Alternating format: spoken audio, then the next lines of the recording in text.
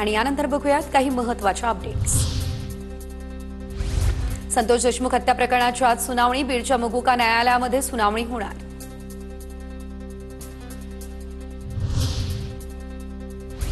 केंद्रीय गृहमंत्री अमित शहा आज लालबागच्या राजाचं घेणार दर्शन। सकाळी 11 वाजता शहा राजाचं घेणार दर्शन।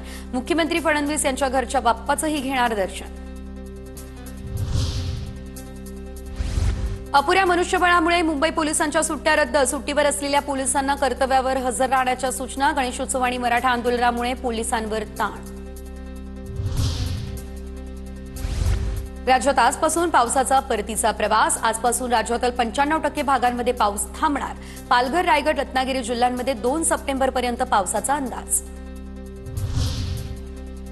राज्याचे मुख्य सचिव राजेश कुमार यांना आणखी 3 महिने मुदतवाढ। 30 नोव्हेंबरपर्यंत मुदतवाढ देण्याच्या राज्य सरकारच्या प्रस्तावास केंद्र सरकारची मान्यता।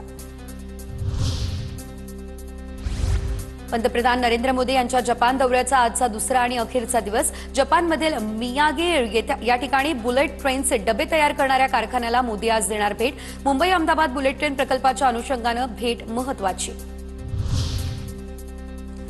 गोकुळ दूध संघाकडून गणेशोत्सवात दूध उत्पादक शेतकऱ्यांना गिफ्ट। म्हैस आणि गायच्या दूध खरेदी दरामध्ये प्रति लिटर 1 रुपयाची वाढ करण्याचा निर्णय।